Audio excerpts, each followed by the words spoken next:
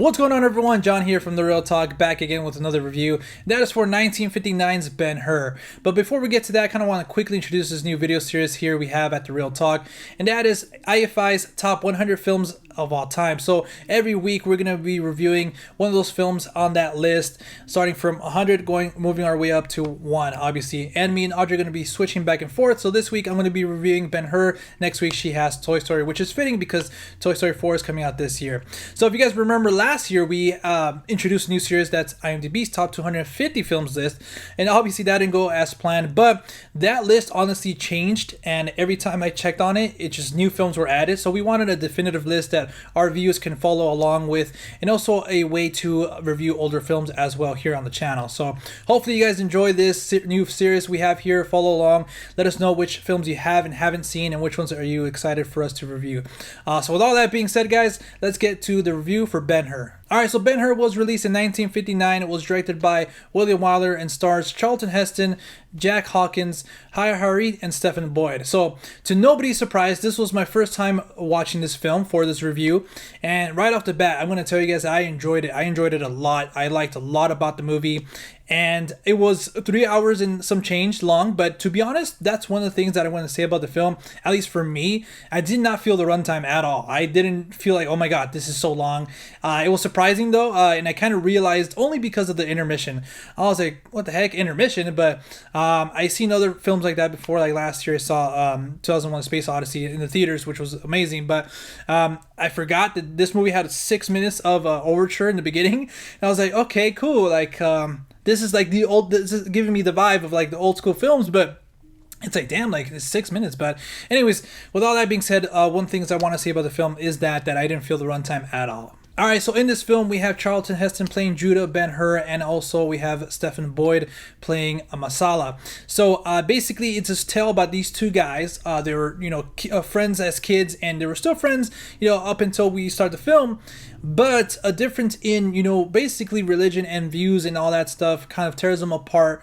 And, due to an accident on the behalf of Ben-Hur's sister, something happens with the Roman general, and, from there, it's kind of just a comeback story, if you will. It's Ben-Hur taking that L, taking that loss, and kind of coming back. And he also tells Masala, like, hey, man, I'm going to come back for you. Like, I'm coming back. And he's like, coming back? No, I'm going to send you to the galleys or something like that. And to be honest, ever since then, I'm trying to say this movie is a revenge flick. At least for me, and obviously one of the classic ones. It's a bit more than that. Obviously, it has its religious messages and stuff like that. The film starts off with the birth of Christ, and I thought that was interesting.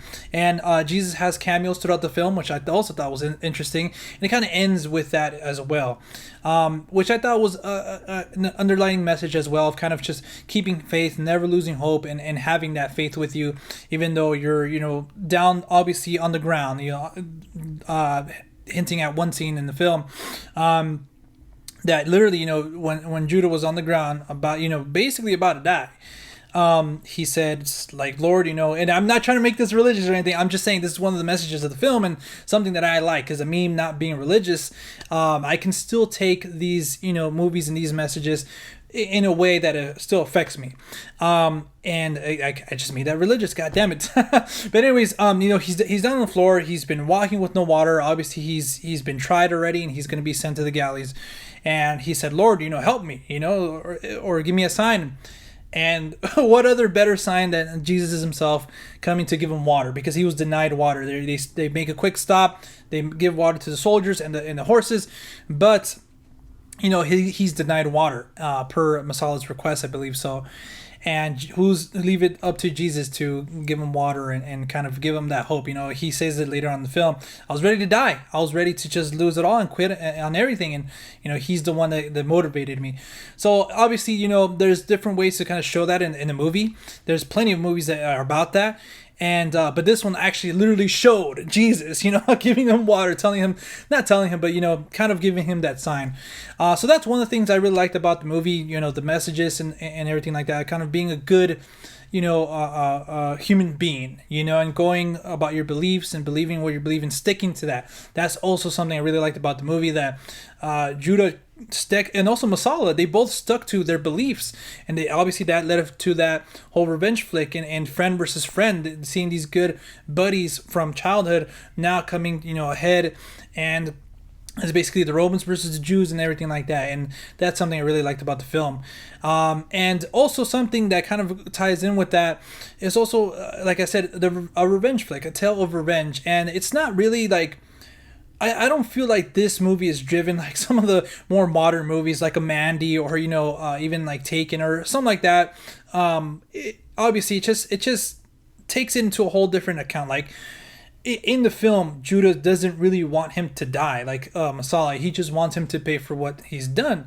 And even like the last scene too that they have with each other was pretty emotional as well, because even though you kind of learn to hate Masala and don't like the character, you can still kind of understand some of his motives, and he's so brilliantly portrayed by Stephen Boyd that at the end when he ultimately meets his God damn, I can't speak. When he ultimately meets his demise, you kind of feel bad for him, but at the same time, it's like Judah doesn't have that, throughout the film, because again, Charlton Heston plays this guy brilliantly, and you tend to kind of, root for him.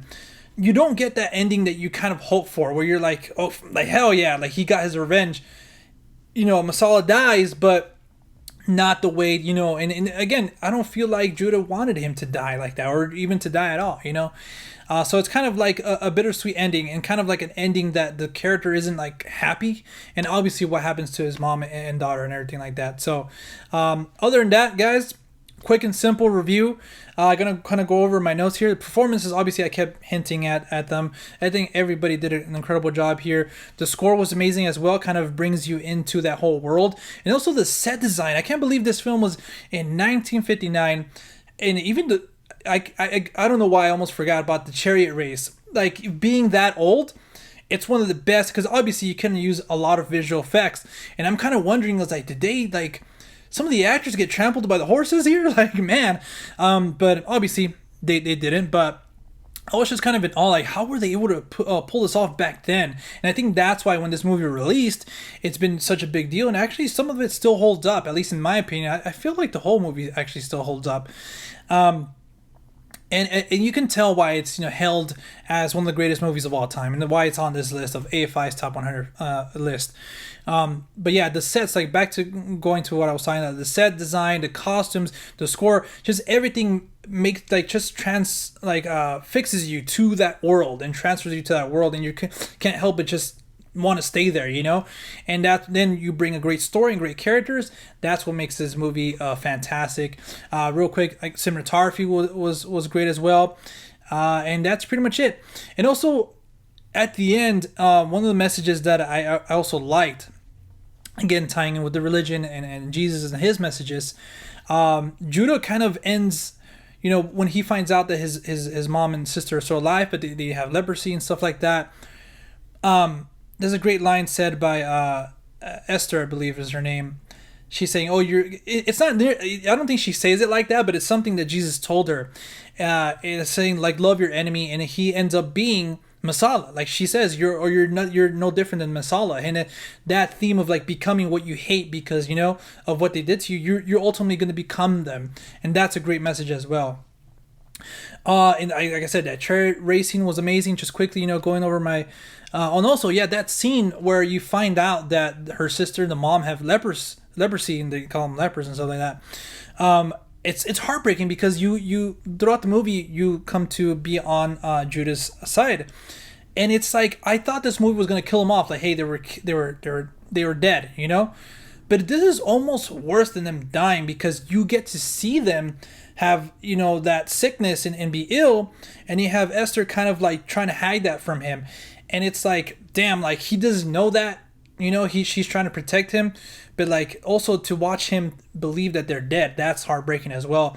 But also it's like having them alive but with that sickness is worse, and I thought that was something, again, like another test for Judah Ben-Hur. So ultimately, guys, I really enjoyed this movie. I loved it. I can't wait. I can't believe it took me this long to review the film and actually watch the film. So, yeah, I can't find anything wrong with it. Like again, the movie wasn't that long for me. It was almost 4 hours. Is like 3 hours and some change, but it didn't feel like it to me. It just flew right by, and that was because of such a great direction, and also by the actors and story and everything like that. And again, I feel like this movie holds up. It's better than a lot of films put out today. Especially that end Chariot Racing, man. It was so well done. It was so intense and emotional as well. So, highly recommended if you guys haven't seen before. But if you guys have seen the film, let me know your thoughts on the comment section down below. And again, make sure you guys tune in next week for Audrey's review of Toy Story. Hopefully, we can do this weekly for you guys.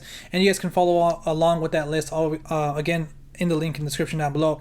But if you guys want to follow us outside of YouTube, you guys can at The Real Talk, talk with 2Ks on Twitter and Instagram, also on Stardust at The Real Talk. And until next time, we'll see you at the movies. Peace.